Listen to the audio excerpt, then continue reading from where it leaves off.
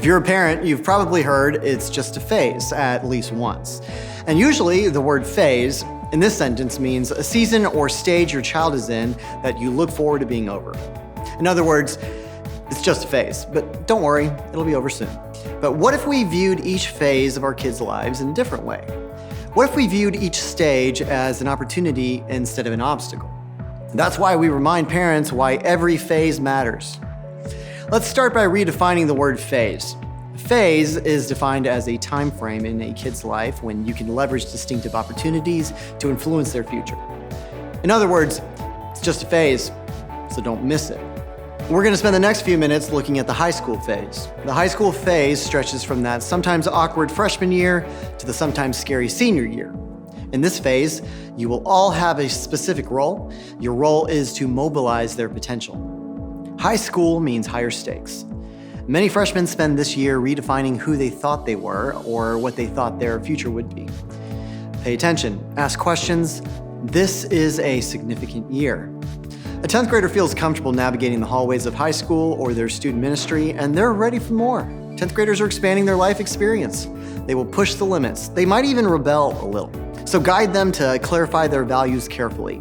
They still need their parents and small group leaders more than they might say. An 11th grader is ready to live the life they feel they were born to live, and they don't want to wait to get started. 2 years is too long. Actually, next semester feels like forever in the future. Juniors are ready to do something right now. Mobilize their potential by listening, guiding, and encouraging their self-expression. For a 12th grader, transitioning out of high school is a crisis for parents and their teenager. Sure, it's exciting, it's a huge accomplishment, but something is about to change, and there's a good chance you aren't convinced they're ready. They might not be. And whether they seem to show it or not, your senior is probably just as concerned about that as you. You mobilize their potential when you help them prepare, as best as possible, for what's coming. Let me break it down for you. It's important to keep in mind that high schoolers think like philosophers. The way they process information best is when you ask questions. Teenagers want to feel like a part of the process instead of an audience of the process. Ask direct questions that help them understand their own opinions, thoughts, and feelings. The high school phase stretches from 9th grade to 12th grade.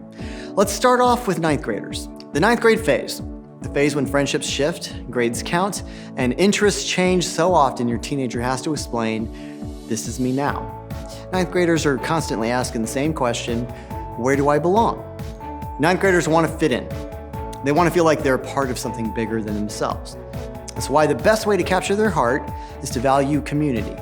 That's why attending a student ministry or serving in a church is a great place for freshmen to find healthy acceptance. The 10th grade phase, the phase when everyone else can, nobody else has to, and your quite resolute teen will push you to answer why not. 10th graders are constantly asking the same question, why should I believe? Don't panic, it's perfectly normal and even healthy for sophomores to own their faith. That's why the best way to capture their heart is to clarify their values. Continue to reinforce faith-based values patiently and calmly. Offer incentives for Bible study or attending church. Keep them around people who know and love God. Let's take a look at 11th graders. The 11th grade phase, the phase where there's less drama, more stress, and a very busy teenager who answers all your questions with, just trust me. 11th graders are constantly asking the same question, how can I matter? Juniors are ready to matter right now, and they can. That's why the best way to capture their heart is to refine their skills. Give juniors small bits of freedom so they can test out the adult waters. This will build trust between both of you. And finally, senior year, the 12th grade phase, the phase when your emerging adult pulls away, gets closer, does things for the last time, and you both start asking, what's next? Seniors are constantly asking the same question, what will I do? It's a daunting question seniors are asking with real implications for their futures. Parents and leaders, seniors need your patience, your grace, your support, and your listening ear more now than ever. This won't be news to any of you, especially you parents, but high schoolers are motivated by freedom. You coach this motivation when you catch them doing something good. As a parent and a leader, it'll be easy to point out the bad decisions the teenagers made. There's a time and a place for gentle confrontation, but always lead and end with specific praise. Faith-wise, your goal this year is to fuel passion. Fuel passion so they will keep pursuing authentic faith and discover a personal mission. Ask open-ended questions like, when do you feel closest to God? Or what is something God is teaching you? Talk about your own faith. Say things like, lately, I'm finding I connect best with God when I fill in the blank. And remember, it's always okay to simply say, I don't know.